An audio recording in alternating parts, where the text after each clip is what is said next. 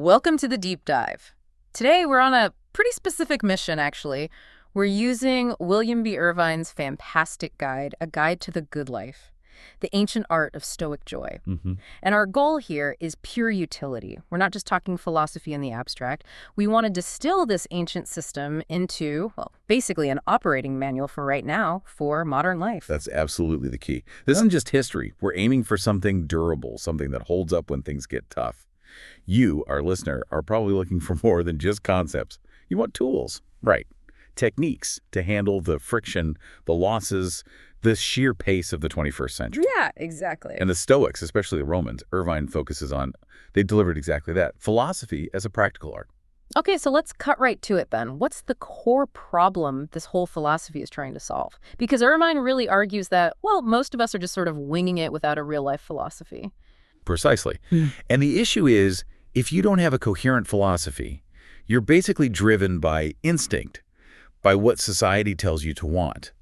And that traps you on what Irvine calls the satisfaction treadmill. Ah, the treadmill. Yeah, you know how it goes. You work incredibly hard, you finally get the thing, the promotion, the new car, whatever, and there's this burst of excitement. For about 5 minutes. Exactly. You adapt almost instantly. It becomes the new normal. You take it for granted, and boom, you're already craving the next bigger, better thing. And that constant chase, that feeling of never quite having enough, it just leaves you wide open to all those negative emotions the Stoics were so focused on, doesn't it? Like anger, anxiety, grief, envy. That's the diagnosis, perfectly put. It's a cycle of dissatisfaction. Now, what's the goal? If you ask people about Stoicism, they might say virtue, maybe being emotionless, which is that modern kind of inaccurate caricature. Yeah, the stiff upper lip thing. Right. But the real ultimate goal, the payoff, is achieving profound tranquility. And this isn't just the absence of bad feelings. Critically, it's the active presence of positive, stable emotions, what they actually call joy. Okay, so here's the kicker, the core idea for this whole deep dive. You can't just decide to be tranquil. Absolutely not. That's the central thesis. Tranquility is a path-dependent byproduct. You can't hunt it down directly. It doesn't work like that. So how do you get it? You get it by following the Stoic strategy. That means living virtuously, rationally, following the path. Epictetus basically promised that if you make progress towards virtue, you will make progress towards happiness and calm and serenity. Tranquility is the guaranteed reward for doing the work. It's a side effect, but, it's the most attractive one. Got it. So let's talk about Irvine, the author. He very deliberately focuses on the Roman Stoics, Seneca, Musonius Rufus, Epictetus, Marcus Aurelius. He kind of bypasses the earlier Greek guys. Why is that choice so important for someone looking for practical tools? Oh, it's a brilliant move, pragmatically speaking. The early Greeks, like Zeno and Chrysippus, they were really deep into the logic, the pure rationality of virtue itself, super rigorous. A bit academic, maybe? Could be, yeah. But the Romans, they were living in this huge, messy, practical empire. They realized, probably quite quickly, that pure logic doesn't motivate most people on its own. They needed a better sales pitch. They needed the emotional payoff. So they consciously shifted the focus. They highlighted the benefit tranquility. Irvine puts it beautifully, saying they were essentially sugarcoating virtue with tranquility. I like that. By making tranquility the main draw, they made the philosophy instantly relevant to ordinary, busy, anxious people. People like us today. So it shifts philosophy from being this abstract thing in a book to being an art of living, a toolkit. Epictetus saw it that way, right? Offering actual techniques for dealing with insults, loss, daily frustrations. Exactly. We don't need to get bogged down in the ancient physics or the deep logic debates. We can get straight to the mental strategies, the techniques that work. It's like extracting the software without needing the original hardware. Perfect analogy. And this focus gives us our 6 core methods. These are the mental exercises designed to boost your internal control and really minimize how much external stuff can knock you off balance. Okay, that tees us up perfectly for the toolkit itself. Let's start with what Irvine calls maybe the single most valuable technique they have, the main antidote to that satisfaction treadmill, negative visualization, or NV. Right, negative visualization. It sounds counterintuitive, but it's powerful. It's the practice of deliberately, periodically, taking a moment to imagine losing things you currently value, especially things you take for granted. Like what kind of things? Possessions, sure, but also your health, your relationships, your freedom, even basic abilities. Okay, my flip reaction is, hold on. If the goal is joy and peace, Why on earth would I force myself to think about losing my loved ones or my job? That sounds like a recipe for anxiety. It does sound that way, but it targets the root cause of our lack of joy. Yeah. Hedonic adaptation. We talked about the treadmill. That's hedonic adaptation. Right. Psychologists have shown this over and over. You get something great, win the lottery, get the dream job, recover from being sick, and yeah, there's a spike in happiness. But it's temporary. You adapt. Your emotional baseline just settles back to where it was. So the shiny new thing becomes just the thing. Exactly. It's the new normal. And once it's normal, you stop appreciating it. You start looking for the next thing. Envy is the antidote because it flips the script. Instead of focusing on what you don't have or what's next, you contemplate what you do have by imagining its potential permanent loss. Ah, okay. So you're sort of short-circuiting the adaptation process by appreciating it before it's gone. Precisely. And done right, this is the key, envy doesn't make you glum or anxious. It actually fosters a kind of durable optimism. The Stoic looks at, say, a simple glass of water. They don't just see it half full. They're genuinely delighted they have a glass that they can drink from it. Because, hey, it could have been broken, right? Or they might not have water. It makes the mundane feel almost miraculous. Okay, so how do we actually do this? How do we practice envy day to day without just becoming morbid? Irvine gives us a couple of main ways. First, contemplating impermanence generally. Seneca famously said, all things human are short-lived and perishable. So you take a moment to think about losing fundamental abilities. Your sight, your hearing, your ability to walk, even just breathing easily. You realize these are incredible privileges, not guaranteed rights. That hits home. And the second part is that famous idea. Live each day as if it were your last. Yeah, and that one gets misunderstood all the time. People think it means act recklessly, quit your job, run up your credit cards. Right, party like there's no tomorrow. But the Stoics were planners. They were rational. The point isn't to change your necessary actions. You still plan for tomorrow, pay your bills, meet your obligations. The goal is to change your state of mind while you do those things. How so? You invest today with extraordinary value precisely because you appreciate being alive.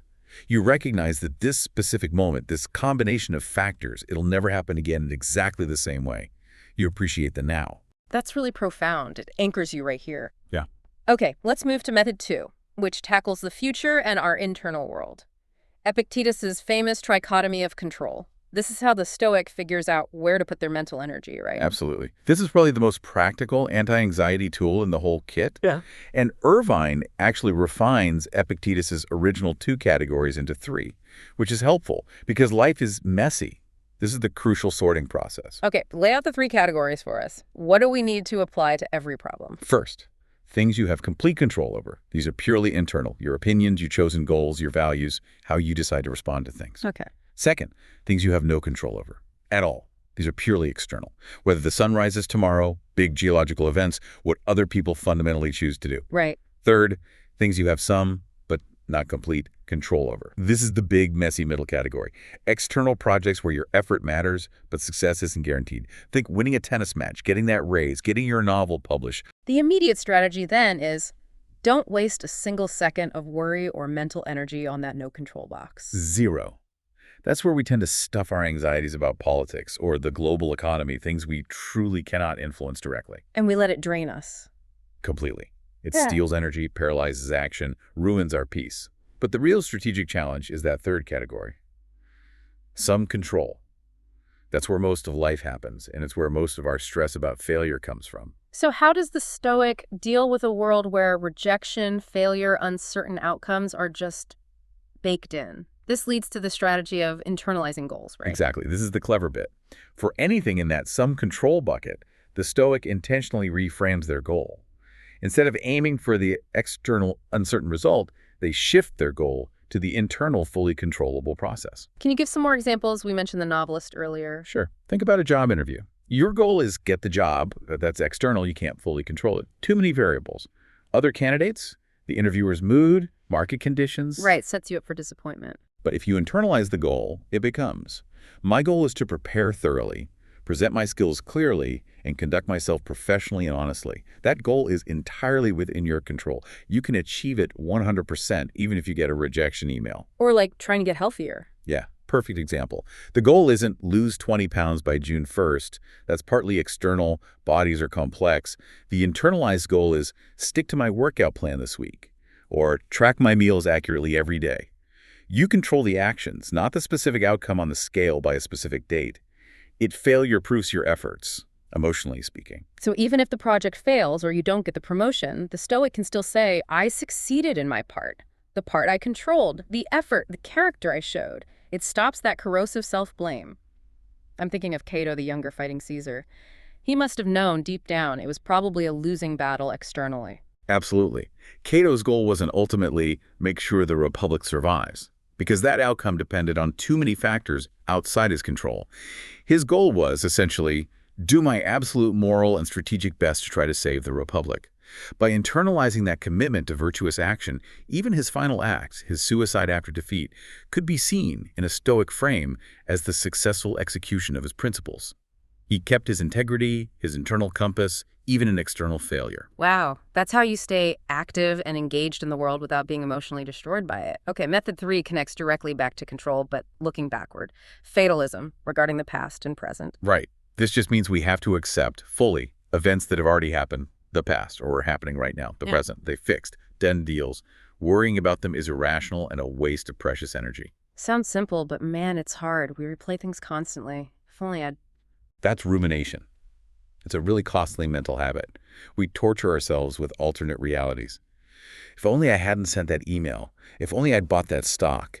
The Stoic cuts that off by accepting the reality of the immediate past and the present moment as givens. Marcus Aurelius said we have to welcome every experience the looms of fate may weave for him. So, practically, how does this work? If I, say, spill coffee all over my shirt right before a meeting, what's the Stoic response? Okay, step 1. Recognize the spill happened. It's in the immediate past. It's fixed. You can't unspill it. Right. Obvious, but crucial. Step 2. Resist the urge to compare this reality, messy shirt, to the preferred fantasy, clean shirt. That comparison is where the suffering comes from, the regret, the frustration. Okay. Step 3. Immediately shift focus to your controllable response. What can I do now? Can I clean it? Do I need to change? Can I make a joke about it? You refuse to let the unchangeable past moment ruin the present or derail your next action.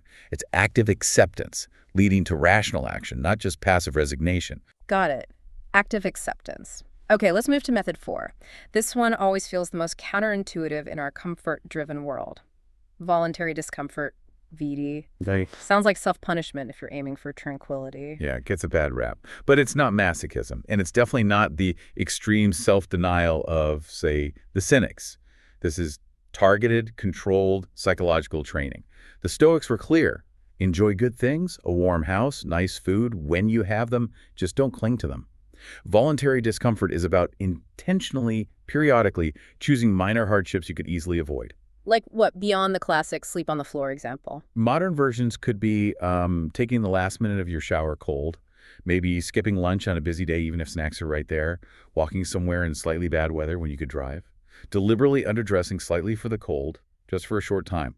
Seneca actually wrote about practicing poverty on specific days, eating basic food, wearing rough clothes precisely to mentally prepare. What's the line here? How do you avoid it becoming genuinely harmful or unhealthy? Key principle. It has to be minor and reversible. It's a training drill, not self-flagellation. It shouldn't actually harm your health or prevent you from doing your duties. The benefits, though, are huge. First, it broadens your comfort zone. So when real, unexpected hardship hits, the power goes out, your flight is canceled for hours. It causes less distress because you're already mentally used to less. You've toughened up your resilience baseline. Exactly. Second, it builds courage and confidence. By proving to yourself you can handle small discomforts now, you build the belief you can handle bigger ones later. It preempts future anxiety. And third, maybe surprisingly, it massively boosts appreciation. How so? Coming inside after being intentionally a bit cold makes a warm room feel amazing. Waiting until you're genuinely hungry makes even simple food taste incredible. VD basically resets your hedonic adaptation dial back towards 0. It lets you find real joy in ordinary things again. I see the connection back to negative visualization now. VD is like envy acted out physically. Hardening the body helps the mind appreciate the default state of comfort more. Yes, precisely. They work together synergistically. Okay, method number 5 hits close to home for many. Reducing comparison and handling insults. Why do insults sting so much, often long after they're said? Because the words themselves aren't the issue. It's our internal judgment that the insult has merit or that the insulter's opinion matters. The sting ultimately is self-inflicted. Seneca gave us the classic Stoic triage for dealing with this. Okay, walk us through the Seneca triage for insults. Step 1. Evaluate. Is the insult actually true? If someone points out a genuine flaw you have, Seneca basically asks, why is it an insult to be told something obvious? If you're being lazy and someone calls you lazy, well, it's just feedback, maybe unpleasant, but true. If it's not true, then you move to the next part. Consider the source. Right. If the person insulting you is someone you don't respect, maybe they're ignorant or malicious or just plain foolish, their disapproval is actually kind of a compliment. That's the Stoic reframe. Their bad opinion might even confirm you're on the right track. Step 2. Reframe and use humor. Epictetus stressed that since you create the sting by your judgment, you have to withdraw that judgment. Self-deprecating humor is a great tool here. Irvine suggests if someone criticizes you, reply that things are actually even worse than they think. Huh. Like if they say you're a terrible driver. You reply, oh, you haven't seen me try to parallel park yet. It shows you're completely unfazed, impervious to his insults, as Irvine puts it. You diffuse it by owning it, jokingly. You beat them to the punchline by laughing at yourself. And the ultimate power move. Step 3, non-response. Just carry on as if they never spoke. Seneca pointed out this is incredibly disconcerting to the insulter. You deny them the reaction they crave. You show total indifference, treating their words like background noise. Powerful. And what about comparison more broadly? Especially now with social media, it feels like comparison is everywhere, fueling envy. Yes, seeking fame, status, likes, the admiration of others. It costs you dearly. It costs your freedom and your tranquility. Because to win approval, you often have to adopt their values, not your own. You hand over your internal scorecard. The Stoic aims for indifference to public opinion. And like voluntary discomfort, this needs practice. Tell us that Cato story again about his clothes. Right. Cato lived during a very fashion-conscious, decadent period in Rome. He deliberately went against the grain. He'd wear simple, dark clothes, even go barefoot sometimes, when the elites were all about fancy togas and elaborate sandals. He wasn't making a fashion statement. He was practicing ignoring what other people thought of his appearance. Why was that so important? Because fear of public opinion, especially fear of mockery if you fail, stops people from trying difficult, important things. By training himself not to care about superficial judgments, Cato freed himself up to pursue his principles, regardless of popularity. Okay, we've got 5 powerful tools. Method 6 isn't a new tool, but the framework for using them, the plan for living. How do we actually weave these methods into a daily routine? Exactly. A toolbox isn't useful if it just sits there. You need a system.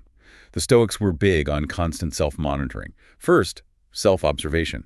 Epictetus said you need to be both the participant and the spectator in your own life. Imagine a little Stoic observer on your shoulder, watching you, evaluating how well you're applying your principles in real time. Like an internal coach or auditor? Kinda, yeah. And that auditor files a report at night. Seneca recommended a bedtime meditation, basically a nightly review. Before sleep, look back at your day. What did you do? What were your motives? Where did you slip up? Where did anger or anxiety or desire get the better of you? And crucially, what specific adjustments will you make tomorrow? That's how you improve. Continuous improvement loop. And Marcus Aurelius adds a third element for daily practice. Yeah, Marcus advises constant in-the-moment triage. Keep asking yourself, is my current action, my current feeling, being driven by reason? Or is it coming from some lower impulse, like a child, a tyrant, a dumb ox, a wild beast? It's blunt, but it forces you to identify the source of your motivation right now. Am I acting thoughtfully, or am I just reacting out of greed, fear, or irritation? That immediate check allows for course correction before you go too far down the wrong path. Okay, that wraps up the 6 core methods. Really practical stuff. Now let's zoom out a bit and synthesize these into 4 overarching core mind models. How does this whole system think? The first model is the engine we started with. Tranquility as path dependency. Right. You don't chase tranquility directly. You practice the methods NV, internalized goals, VD, etc. That's the path of virtue. And tranquility is the natural, guaranteed result. And feeling calmer then makes it easier to stick to the path. Exactly. It's a doubly virtuous circle, as Irvine calls it. The work brings peace, and the peace makes the hard work easier. Epictetus promised serenity if you live this way, untroubled by external chaos because your focus is internal. Model number 2 comes straight from the trichotomy of control, goal rephrasing. This is that specific practical technique. Taking a goal from the uncertain control box and deliberately reframing it so it sits squarely in the complete control box. Focus on process, effort, character, not the external win. You're changing the definition of success. The goal isn't to get the outcome, but to do your best in pursuit of it. Failure, in the traditional sense, becomes almost impossible if your goal is purely internal effort. Precisely. Your tranquility is protected because you can succeed at your internalized goal regardless of what the world throws back at you. Okay. Model 3 feels like the most emotionally resonant application of negative visualization. The last time exercise. This one is powerful, almost poignant. It's contemplating impermanence very directly. You recognize that any activity you do, if it can't go on forever, must eventually have a last time. Wow. There will be a last time you tuck your child into bed, a last time you have coffee with a friend, a last time you walk in the woods, a last time you take a breath. We just assume these things repeat endlessly. And that assumption makes us sleepwalk through life, as Irvine says. We take everything for granted, realizing that any ordinary moment could potentially be the last time its soul is guarded. Invest that moment with incredible significance and intensity. You're not just having dinner, you're savoring a potentially unrepeatable event. It forces deep appreciation. Forces you into the present. Okay, final model. We need a way to measure progress. This is the 4 virtues self-check. Based on the core Stoic idea that virtue means living rationally, fulfilling our human function. Right. The 4 cardinal virtues are generally seen as wisdom or reason, justice, doing your duty, fairness, courage, and temperance. Self-discipline, moderation. This isn't a static checklist, but a framework for dynamic self-assessment, especially useful in that nightly review. So what are the quick check-in questions for each? For wisdom reason, ask Marcus's question. Am I acting rationally right now, or am I driven by lower impulses like a child or an animal? For justice duty, am I fulfilling my obligations to others, contributing to the common good even when it's difficult or involves people I don't like? For courage, did I face up to a necessary discomfort or challenge today, or did I shrink back due to fear or anxiety? And for temperance self-discipline, am I mastering my desires, or are they mastering me?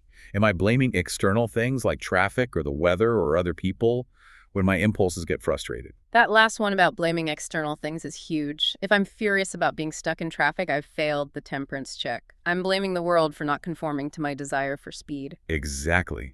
It reveals where your desires still have too much power over your peace. This whole system feels built for pressure cookers. Let's apply it.